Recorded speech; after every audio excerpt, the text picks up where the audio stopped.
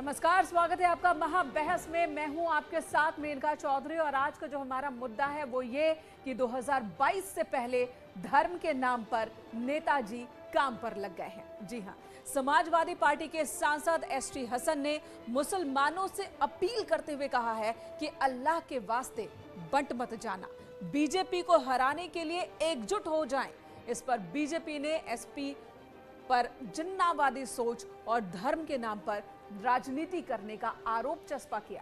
उधर काशी विश्वनाथ कॉरिडोर के उद्घाटन के मौके पर बीजेपी देश भर से 25,000 संतों को बुला रही है। इस पर विपक्ष ने उसे घेरा है। एक और खास बात, 16 दिसंबर को काशी विश्वनाथ धाम में योगी कैबिनेट की बैठक होने जा रही है और इतिहास में ऐसा पहली बार होगा जब कोई कैबिनेट बैठक किसी मंदिर में होगी।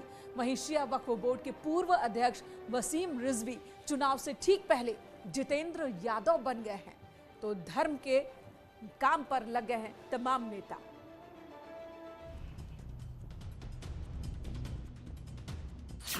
किस पार्टी के झंडे का गुंडा कनेक्शन? जिस गाड़ी में सपा का झंडा समझो होगा कोई जाना पहचाना गुंडा। भाजपा का वैक्सीन भी आपने लगाया है ना, तो उनसे भी पूछो कि अब्बा जान भी लगा चुके हैं, अब तो लगा ही लो। अल्लाह के वास्ते 22 के रास्ते। इलेक्शन आने जा रहा है, मैं किसी पार्टी का नाम नहीं ले रहा आपसे। अल्लाह के वास्ते इसमें बट मत जाना। सिर्फ एक ही आपका मकसद होना चाहिए कि बीजेपी को हराना। समाजवादी पार्टी कभी जिन्ना को आदर्श मानती है अपना, और कभी मुसलमानों को डराने का काम करती है। धर्म के नाम पर वोट मांगने का काम समाजवादी पार्टी ने शुरू कर दिया है। 2022 में राम मंदिर बनेगा मुद्दा। इस्लाम त्याग कर रिजवी बने त्यागी। अब मुझको इस्लाम से निकाल ही दिया गया, तो अब ये मेरी मर्जी है कि मैं किस धर्म को स्वीकार करूं। सनातन धर्म दुनिया का सबसे पहला मजहब है, पहला धर्म है, और जितनी उसमें अच्छाइयाँ पाई जाती हैं, इंसानियत पाई जाती है, हम ये समझते हैं किसी और दूसरे धर्म में नहीं। वसीम भाई ने तो मानवता की रक्षा के लिए बहुत बड़ा काम किया। उन्होंने देखिए किताब को पढ़ा, इतिहास को पढ़ने के बाद ये तय किया कि भाई ये मानवता विरोधी है। तो लाखों करोड़ों मुसलमान आज वसीम रिजवी जी के रास्ते पर चलने को तैयार हो गए। काशी में 25,000 संतों पर सियासत। काशी का एक हिंदू धर्म में, सनातन धर्म में एक बहुत महत्वपूर्ण स्थान है, लेकिन पिछली सरकारों ने काशी को हमेशा उपेक्षित करने का काम किया। कुछ लोग अपना धर्म परिवर्तन की बात किया करते हैं, ऐसे लोगों पर ध्यान देने की आवश्यकता नहीं। काशी कॉरिडोर से बनेगी 22 की बात। साधु संतों को बुलाकर ये जो भव्य काम कर रहे हैं उसके लिए हम लोगों के शब्द नहीं है। हमारे सारे साधु समाज, पूरा हिंदू समाज, पूरा राष्ट्र उनके लिए बहुत ज्यादा आभारी है। भारतीय जनता पार्टी को केवल संतों को नहीं बुलाना चाहिए, मौलवियों को, पादरियों को और दूसरे समाज को भी बुलाना चाहिए, क्योंकि ये एक ऐसा सबका साथ और सबका विश्वास है। तो जैसे जैसे इलेक्शन करीब आया उसी तरीके से धर्म की बात ज्यादा, विकास की बात पीछे रह गई और सभी नेता, सभी राजनीतिक दल अब धर्म के एक्सप्रेस पर चढ़ चुके हैं और इसी एक्सप्रेस से जीत की मंजिल तक पहुंचने की जुगत है। और इसी मुद्दे पर महाबहस में आज हमारे साथ बहुत ही खास मेहमान जुड़ रहे हैं। हमारे साथ जुड़ चुके हैं समीर सिंह, जो कि प्रवक्ता है बीजेपी के, और वो बताएंगे बीजेपी का अपना पक्ष रखेंगे। हमारे साथ एमएच खान साहब जुड़ चुके हैं, जो बीएसपी का पक्ष रखेंगे कि आखिर इस लड़ाई में बीएसपी कहां खड़ी है वो बताएंगे। शशिकांत दास जी हमारे साथ, जो कि अध्यक्ष हैं सरयू नृत्य आरती के, और हमारे साथ जितेंद्र नारायण सिंह त्यागी यानी कि वसीम रिजवी जी हमारे साथ, वो भी मौजूद हैं, और हमारे साथ शादाब चौहान, प्रवक्ता पीस पार्टी। आप सभी का बहुत बहुत स्वागत है महाबहस में। सबसे पहले वसीम रिजवी साहब, और अब आपका नया नाम जितेंद्र जी, स्वागत है आपका न्यूज़ 18 पर। आखिर आपने ये बड़ा फैसला क्यों लिया?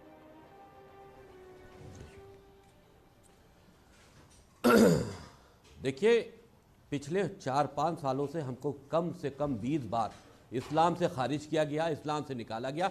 मेरी गलती इतनी थी कि हमने राम मंदिर के लिए आवाज़ उठाई, राम मंदिर, मैं संवैधानिक पोस्ट पे था, मैंने ये बात कही कि मैं राम मंदिर पर लड़ाई नहीं लड़ना चाहता। मैंने सुप्रीम कोर्ट में फैसला अपना एक एफिडेविट दे दिया कि यहाँ पे भगवान श्री राम का मंदिर बने, तो हमको इस्लाम से निकाल दिया गया। हमने कुरान की आयतों के ऊपर बात की कि साहब कुछ तो रिफाइन करो अपने को, कुछ तो बदलाव आना चाहिए इस्लाम में। 1400 साल पहले जिस तरह से गढ़ा गया था इस्लाम, उसी तरह से उसको लेकर आज भी चल रहे हो। आज ऊंट पर बैठकर तुम कह रहे हो दुनिया पतली है, चपटी है, अपने बच्चों को क्या शिक्षा दे रहे हो? तो जब हमने अगर रिफॉर्म करने की बात की तो मुझे इस्लाम से निकाला गया। हमने मोहम्मद के चरित्र पर मोहम्मद किताब लिखी कि देखो मोहम्मद का चरित्र ऐसा नहीं था कि मोहम्मद जो थे वो अल्लाह के रसूल, उनको माना जाए, कुछ तो समझो। लेकिन हमको इस्लाम से निकाला गया। हर वक्त हमारी जान के दुश्मन पूरी दुनिया के 200 करोड़ मुसलमान बना हुआ है। हमारे साथ में हर जुमे की नमाज के बाद में तुम हमारी हत्या की साजिश करते हो।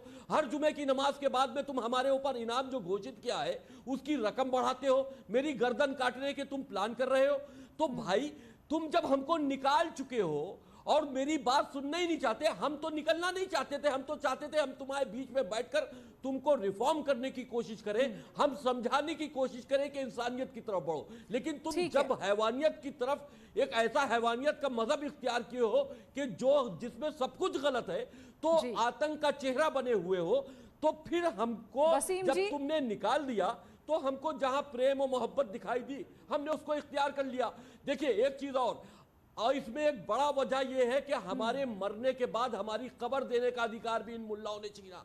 जब मुल्लाओं ने कब्र देने का अधिकार छीन लिया तो मैंने ये वसीयत की आज से 1 महीना पहले कि मेरी कब्र में अगर ये नहीं देते हैं तो मेरी चिता बनाकर उसको अग्नि दे दी जाए, हिंदू रीति रिवाज से मेरा अंतिम संस्कार कर दिया जाए। तो जब हम अपना मृत्यु पहले ही हिंदू रीति रिवाज में घोषित कर चुके हैं तो मैंने सनातन धर्म को कबूल किया। अब जिस तरह की ये बातें कर रहे, लेकिन लड़ाई फिर भी जारी है। इस्लाम के वैशी दरिंदों से मेरी लड़ाई बंद नहीं होगी। हम जिस तरह से पाकिस्तान में एक जितेंद्र जी, वसीम साहब की वीडियो बनाई गई और लोगों ने आप कह रहे हैं कि अगर आपको इस्लाम से बाहर नहीं किया गया होता तो आप जितेंद्र नहीं बनते, आप वसीम ही रहते और जो आपको लगता है कि बदलाव की जरूरत है उसके लिए संघर्ष करते। लेकिन आपको इस्लाम से बाहर किया कुछ लोगों ने, जिसके बाद आपने सनातन धर्म को अपनाया। अब सवाल कि सनातन धर्म ही क्यों? कुछ लोगों ने नहीं, मेनका जी, कुछ लोगों ने नहीं, सुनिए, कुछ लोगों ने नहीं, पूरे मुसलमानों ने। अगर फतवा देने वाला एक व्यक्ति था तो उस फतवे पर लब्बैक कहने वाले, उस फतवे को सही कहने वाले सारे मुसलमान थे। तो यानी कि सारे मुसलमानों ने मेरे साथ में किया। और दूसरी चीज यह है कि हम इस्लाम को धर्म ही नहीं मानते। जब धर्म ही नहीं है, तुम अधर्मी हो, तुम नाजायज हो, तुम जालिम हो, हम तुमको धर्म ही नहीं मानते। वसीम जी, सभी धर्मों का सम्मान है और सबके प्रति उस सम्मान को रखते हुए भी हम अपनी बात रख सकते हैं। यहाँ आपसे रिक्वेस्ट है कि उस सम्मान को बरकरार रखें, उस सम्मान को बरकरार रखें। और एक सवाल है कि सनातन धर्म ही क्यों? ये सम्मान ना, सुनिए सुनिए सुनिए, आईएसआईएस के लोग अगर महादेव की मूर्ति को खंडित करके उस पर इस्लामिक फ्लैग लगाते तो इससे मानसिकता क्या है कि हिंदुओं को खत्म करना है? भाई महादेव को तो तुम नहीं खत्म कर सकते ना, हिंदुओं को खत्म करना है, उनके धर्म को खत्म करना है। आईएसआईएस की ये प्लानिंग है, ये साजिश है। जब तुम्हारी ये प्लानिंग और ये साजिश है तो हम तो 4-5 साल से लड़ रहे हैं मंदिर के मामले में। ठीक है, और भी बहुत सारे सवाल है। वसीम साहब, आप हमारे साथ बने रहे, आगे भी सवाल, टाइमिंग को लेकर भी सवाल उठ रहे हैं कि इस वक्त ही क्यों।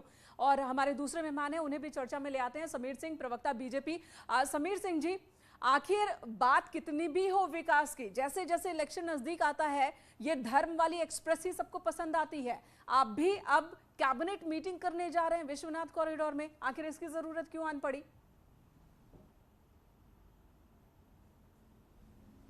नहीं, देखिए मेनका जी, माननीय योगी आदित्यनाथ जी 2017 में जब से मुख्यमंत्री बने हैं, उत्तर प्रदेश के अंदर जिस प्रकार की राजनीति चल रही थी, हिंदुओं को अपमानित करने की, हिंदू प्रतिष्ठानों को अपमानित करने की, उनकी उपेक्षा करने की और उनके खिलाफ दुर्व्यवहार करने की, उस पर रोक लगी। और योगी जी ने उत्तर प्रदेश के 25 करोड़ आबादी की बात कही और कहा कि सबका साथ, सबका विकास, सबका विश्वास हमारी प्राथमिकता है।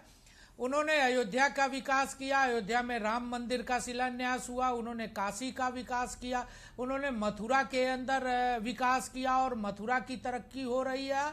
आप देखिए अयोध्या के अंदर दीपावली कैसे मनाई गई, काशी के अंदर देव दीपावली और काशी के अंदर समीर जी वो सारी बातें अपनी जगह है, कोई उससे इनकार नहीं कर रहा है कि किस तरीके से काशी का कायाकल्प, किस तरीके से अयोध्या का कायाकल्प हो रहा है, वो तमाम चीजें अपनी जगह है। लेकिन सरकारी कामकाज उसकी एक जगह होती है और धार्मिक अनुष्ठान उसकी एक जगह होती है। आप घालमेल नहीं कर रहे हैं क्या? और साफ साफ खुले खुले इलेक्शन से पहले। नहीं मेनका जी, देखिए घालमेल कोई नहीं कर रहा। घालमेल तो अखिलेश यादव की सरकार कर रही थी और मायावती की सरकार कर रही थी। जो राम मंदिर को बाबरी मस्जिद बताते थे, जो मुस्लिम लड़कियों को अपनी लड़की बताते थे, बाकी लड़कियों को नहीं बताते थे, जो गुंडों को संरक्षण देते थे, जो आतंकवादियों का मुकदमा वापस लेते थे, जो धर्म के नाम पर कानून बनाते थे, हमने कोई धर्म के नाम पर कानून नहीं बनाया, हमने सबके साथ सबके विकास के नाम पर बनाया। माननीय मोदी जी ने 3 तलाक खत्म, लेकिन समाजवादी पार्टी कह रही है कि जब समाजवादी पार्टी कह रही है कि काशी विश्वनाथ कॉरिडोर के उद्घाटन के मौके पर आपने 25,000 संतों को बुलाया, बेहतर होता कि वहां पर आप मौलवियों को भी बुलाते तो सबका साथ सबका विकास की बात होती। ये समाजवादी पार्टी के नेता कह रहे हैं। नहीं देखिए अखिलेश यादव जी ने कार सेवकों पर गोली चलवाई, मुलायम सिंह जी के समय में गोली चली और अखिलेश यादव जी ने उस परंपरा को आगे बढ़ाया। अखिलेश जी जिन्ना की बात करते हैं, पटेल की बात नहीं करते। अखिलेश जी संतों को अपमानित करते हैं, भगवा को अपमानित करते हैं और मौलवी की बात करते हैं। सबकी अपनी पूजा पद्धति है। मौलवी मस्जिद में जाता है और महात्मा मंदिर में जाता है, इसमें आपत्ति किसको है?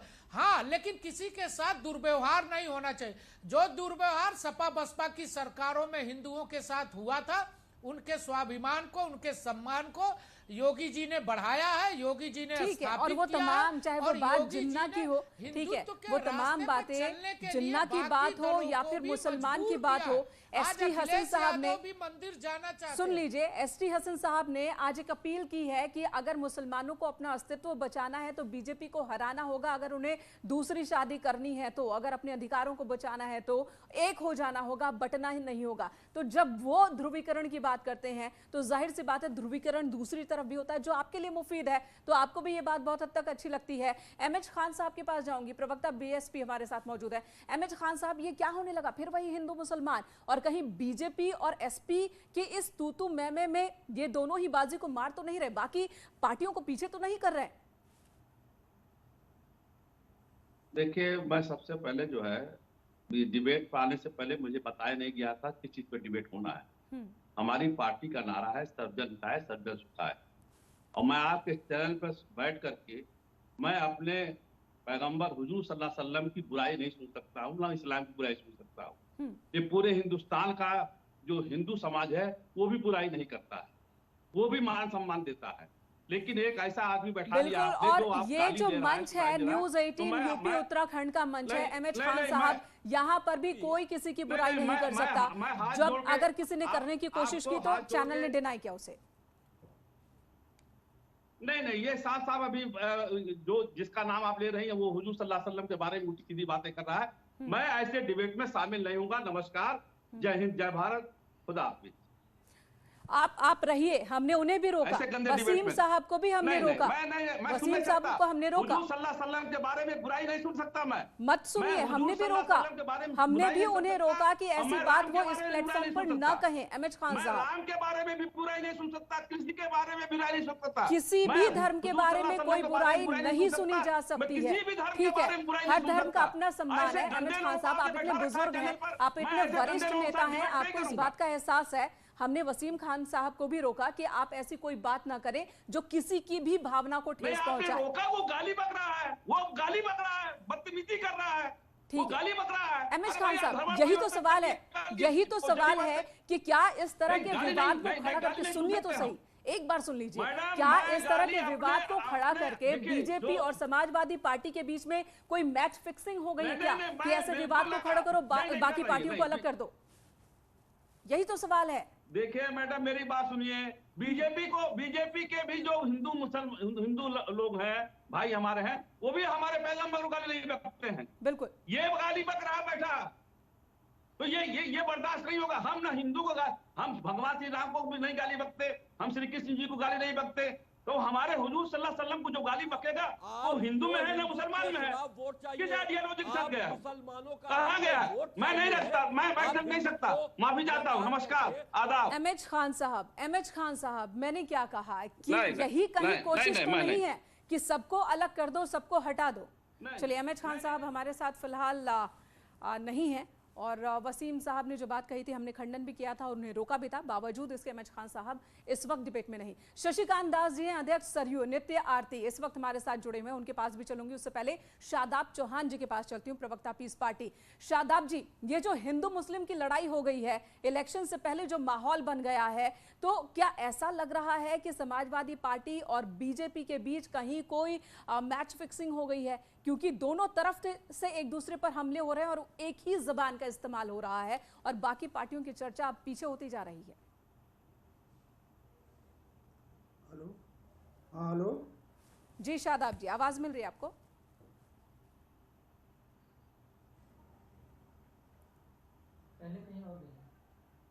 शादाब जी, आवाज मिल रही है आपको? ठीक है, शशिकांत दास जी के पास चलती हूँ। शशिकांत दास जी, आपसे एक सवाल है। अयोध्या का मसला 80 के दशक में उठा, 3 दशक तक उस पर राजनीति होती रही और 3 दशक की राजनीति का किसी को फायदा किसी को नुकसान। अब क्या कोशिश हो रही है कि मथुरा को उसी जगह पर ले जाने की? इलेक्शन से पहले मथुरा का जिक्र इतना तेज, उप मुख्यमंत्री कहते हैं कि अयोध्या तो हो गया, अब काशी मथुरा की बारी है।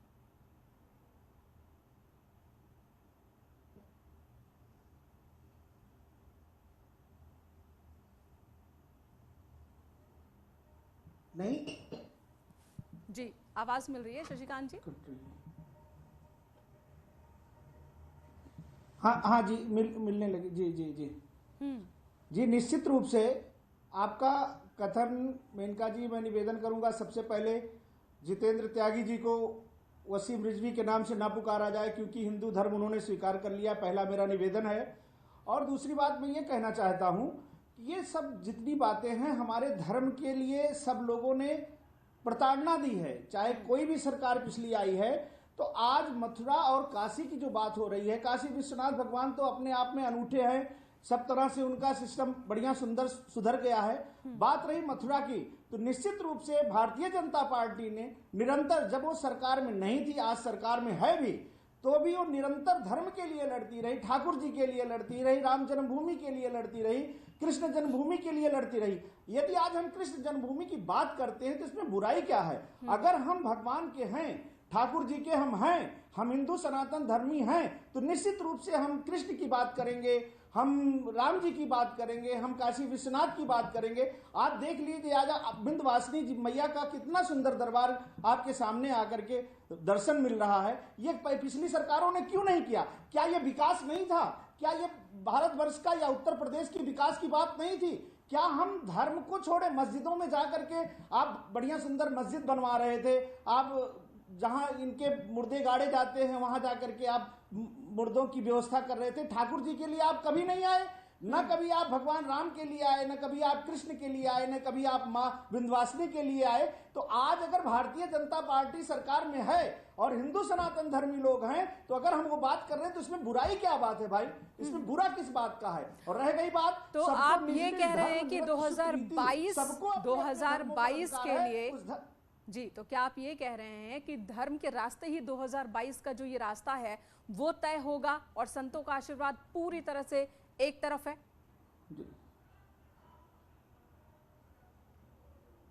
बिल्कुल एक तरफ है, संतों का ही, सनातन धर्म को मानने वाले जितने भी लोग हैं सबकी यही बात है। जी, शादाब जी कुछ कहना चाहते हैं? क्योंकि वो भगवान के लिए है और सबको मानना भी चाहिए। ठीक है, एमएच खान साहब हमारे साथ जुड़ चुके हैं एक बार फिर से। एमएच खान साहब, सवाल ये है, अब बहुत जरूरी सवाल है, कि जो इलेक्शन से पहले बात एक बार फिर से धर्म की होने लगी है, हिंदू मुसलमान की बात होने लगी है। एक तरफ बीजेपी की तरफ से इसी तरह की बातें हैं तो दूसरी तरफ समाजवादी पार्टी के जो नेता हैं वो भी ऐसी भाषा बोल रहे हैं, ओवैसी साहब भी ऐसी भाषा आकर बोलते हैं। तो इस बातचीत में जो महंगाई और दूसरे मुद्दे हैं जिनका जिक्र आप करते हैं, जिनका जिक्र बीएसपी कर रही है, वो कहीं पीछे तो नहीं हो रहे हैं? नहीं, आपकी बात में पूरा दम है और बात जो आप कह रही हैं वो बिल्कुल सही कह रही हैं कि देखिए ये संवैधानिक पद पर बैठा हुआ व्यक्ति जो डिप्टी सीएम है उसने कहा कि अयोध्या में राम मंदिर बन रहा है, अब मथुरा की बारी है। बताइए, अयोध्या में राम मंदिर बीजेपी बना रही है, सुप्रीम कोर्ट के आदेश से बन रहा है। और सुप्रीम कोर्ट के आदेश में जो 5 जज बैठे थे उसमें एक मुसलमान भी था और मैं 8 दिन अयोध्या में रहा हूं, हिंदू मुस्लिम एकता का नारा लगाया हूं, सबने स्वीकार कर लिया। किसी हिंदुस्तान में कोई मुसलमान या हिंदू उसका आपत्ति नहीं जताया। मस्जिद भी बन रही है, मंदिर बन रहा है। अब मथुरा की बारी है। कहने का मतलब क्या हुआ? भारतीय जनता पार्टी पहले ही अपना हार मान चुकी है कि अब हम हार रहे हैं, अब हिंदू मुसलमान करके ही जी सकते हैं। काम हमने कुछ किया नहीं है। काम आज भी लखीमपुर खीरी कांड का जो दोषी है 120B का मुलजिम है, केंद्रीय गृह राज्य मंत्री, आज भी बरकरार बैठा हुआ है। तो सवाल इस बात का है कि जब लॉ एंड ऑर्डर खराब हो गया, अगर फाफा में क्या हुआ, एक दलित समाज की नाबालिग लड़की के साथ रेप किया जाता है। ठीक है, तो आपने जो आरोप लगाया उसका जवाब समीर जी देंगे। समीर सिंह जी, आपको हार दिख रहा है, विकास के जो दावे आपकी तरफ से वो पूरे नहीं हुए, इसलिए धर्म की बात कर रहे हैं। एमएच खान जी के इस सवाल का जवाब दीजिए। नहीं, देखिए मेनका जी, एमएच खान साहब बैठ के झूठ बोल रहे हैं, दूसरे पर तो गुस्सा करते लेकिन अपने भाषा पर नियंत्रण नहीं रखते।